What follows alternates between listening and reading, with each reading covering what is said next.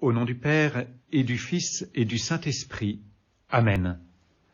Mon Seigneur et mon Dieu, je crois fermement que tu es ici, que tu me vois, que tu m'entends.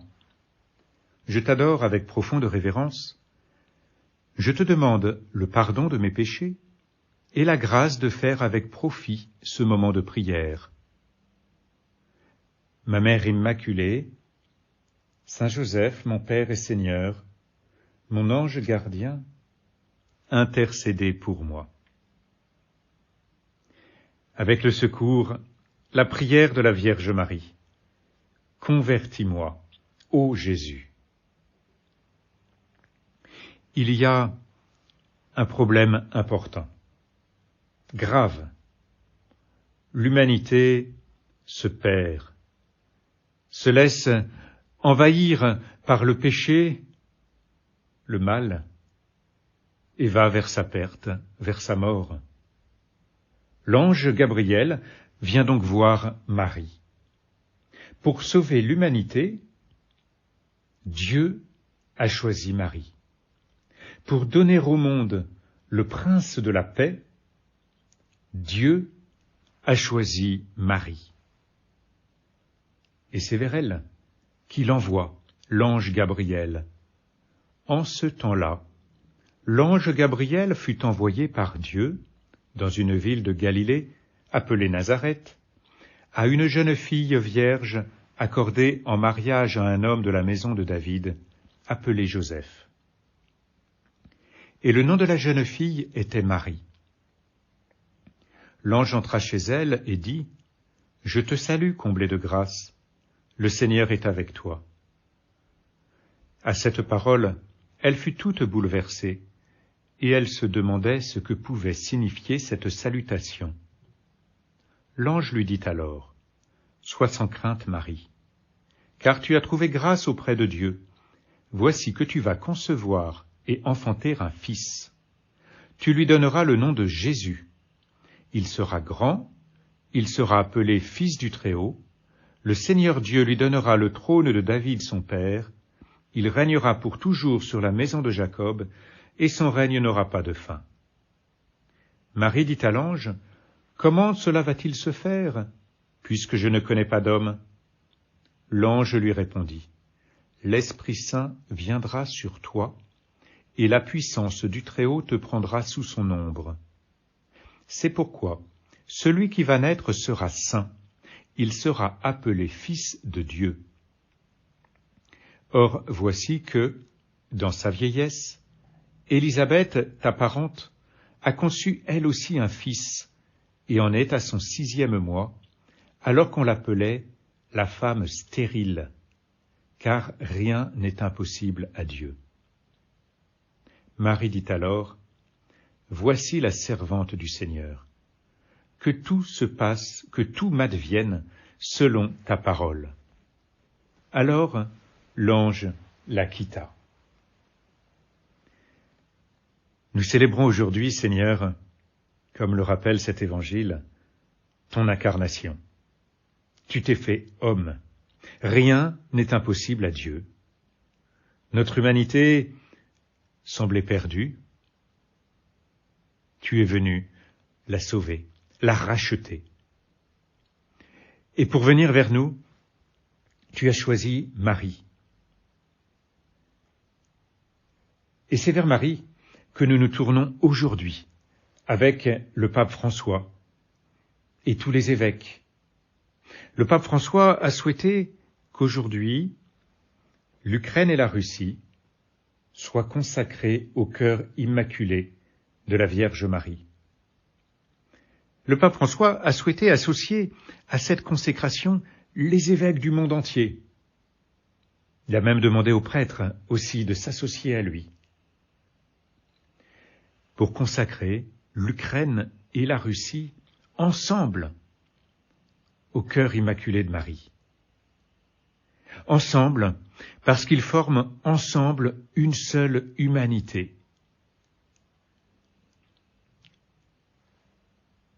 Mère de Dieu et notre Mère, dit cet acte de consécration, un extrait simplement de cet acte de consécration que nous pouvons prendre aujourd'hui aussi pour nous associer au pape François, à tous les évêques, dans cette grande consécration. Mère de Dieu et notre Mère, nous confions et consacrons solennellement à ton cœur immaculé nous-mêmes, l'Église et l'humanité tout entière, en particulier la Russie et l'Ukraine. Accueille cet acte que nous accomplissons avec confiance et amour. Fais que cesse la guerre. Assure au monde la paix. Le oui qui a jailli de ton cœur a ouvert les portes de l'histoire au prince de la paix. Nous espérons que la paix viendra encore par ton cœur. Nous te consacrons l'avenir de toute la famille humaine, les nécessités et les attentes des peuples, les angoisses et les espérances du monde. La prière de consécration se prolonge encore et déjà elle avait bien commencé avant cet extrait.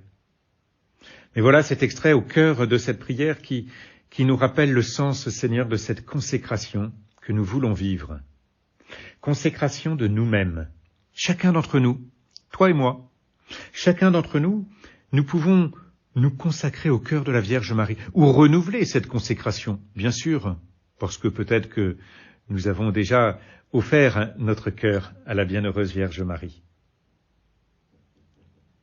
Et puis, dans cette consécration, on y associe l'Église, l'humanité tout entière, et en particulier, comme le dit le pape François, en particulier, la Russie et l'Ukraine.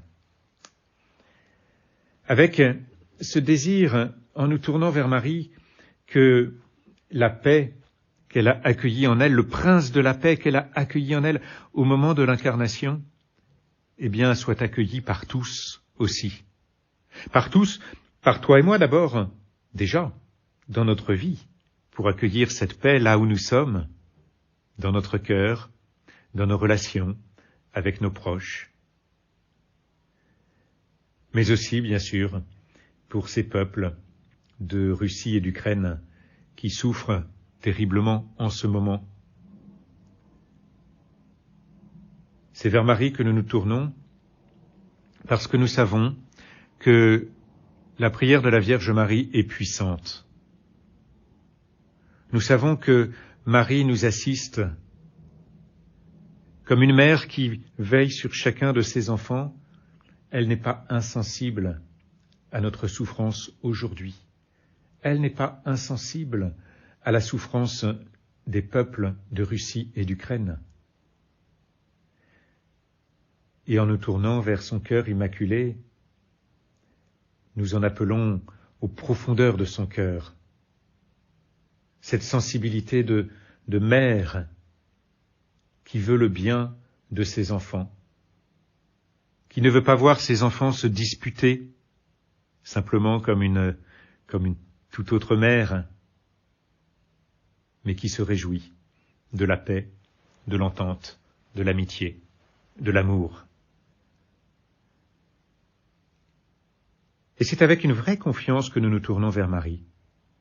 Peut-être avons-nous en tête aussi cette belle prière de Saint Bernard, quand nous disons à la Vierge Marie, « Souvenez-vous, ô très miséricordieuse Vierge Marie, qu'on n'a jamais entendu dire qu'aucun de ceux qui avaient eu recours à votre protection, imploré votre assistance, réclamé votre secours, ait été abandonné. Animé d'une pareille confiance, ô Vierge des Vierges, ô ma mère, je cours vers vous, et gémissant sous le poids de mes péchés, je me prosterne à vos pieds. Ô Mère du Verbe, ne méprisez pas mes prières, mais accueillez-les favorablement, et daignez les exaucer. Amen. » Oui, nous savons que la Vierge Marie entend notre prière. Et c'est donc avec une profonde confiance, avec une grande espérance, que nous nous tournons vers Marie, en ce jour où nous lui consacrons, avec toute l'Église, la Russie et l'Ukraine. Je te remercie, mon Dieu, des bonnes résolutions, des inspirations et des actes d'amour que tu m'as communiqués dans cette méditation. Je te demande de m'aider à les mettre en pratique. Ma Mère Immaculée, Saint Joseph, mon Père et Seigneur, mon ange gardien, intercédez pour moi.